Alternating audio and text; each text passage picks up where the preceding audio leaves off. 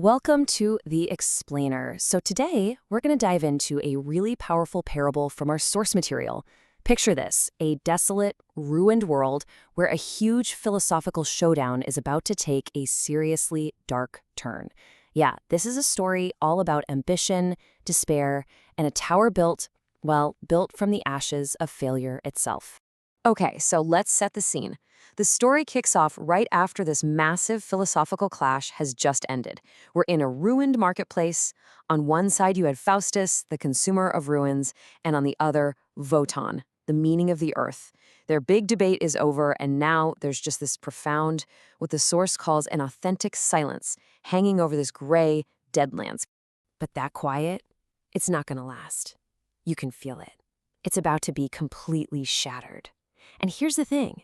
It's not shattered by an act of creation, but by someone familiar stepping out of the shadows, someone who's come back with a whole lot more power.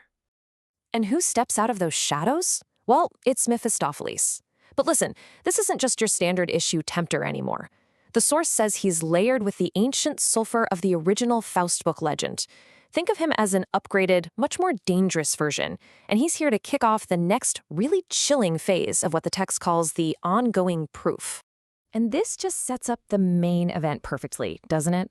On one side, you've got Wotan, who's all about striving for this higher Dionysian truth, the kind of meaning you can only find through struggle and overcoming great challenges. And then you've got Mephistopheles. His whole reason for being is to prove that Wotan's struggle is completely, utterly pointless. Okay, so how exactly is Mephistopheles going to prove his point? Well, he sets up what the source calls a metaphysical trap. And you have to remember, his whole identity is the spirit who denies. He doesn't create anything. He has no desire to build. His only drive is to tear things down, to negate.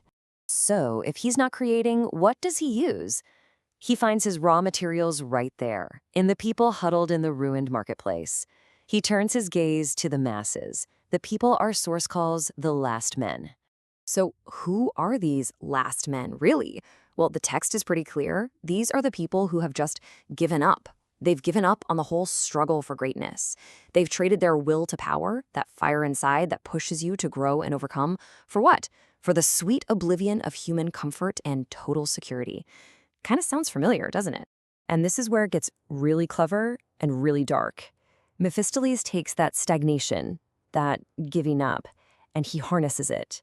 He taps right into their resentment, what the source calls slave morality, that bitterness the weak feel for the strong.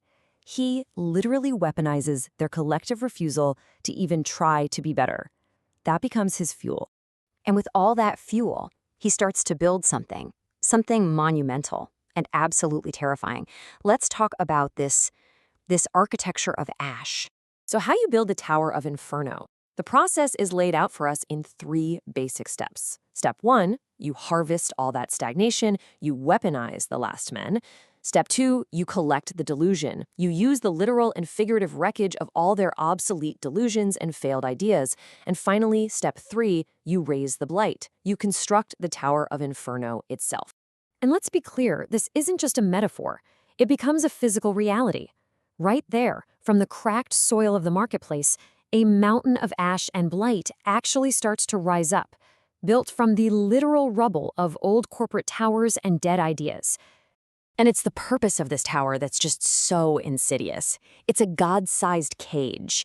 Its whole reason for existing is to mock Wotan's ambition, to ridicule his vision of a new, harsh Olympus. It's a giant physical monument to the idea that trying is for suckers. So now we get to the top of this spire, to the climax of it all. This is the Watcher's verdict, a wager made from a throne of ash. So Mephistopheles climbed to the very top of his creation, and he takes his seat on a throne made of ash. From up there, he has the perfect vantage point. He becomes the ultimate observer of this cosmic horror confrontation playing out down below. And it's from this throne that he delivers his verdict, his great wager. He basically says, the Tower of Inferno represents the truth of the earth, that all things eventually settle into the gray dust of negation. While Wotan is looking to the stars for some grand truth, Mephistopheles is saying, nope, the real truth is the pull of the dirt. Everything ends up as dust. So now he just watches, and he waits. He's betting that Wotan's arrow of longing, that drive to keep pushing forward, will eventually just run out of steam. He's betting at the sheer exhaustion of living in what the source calls the open ocean of a terrible freedom, well, that it'll just be too much to bear. And here's the specific bet.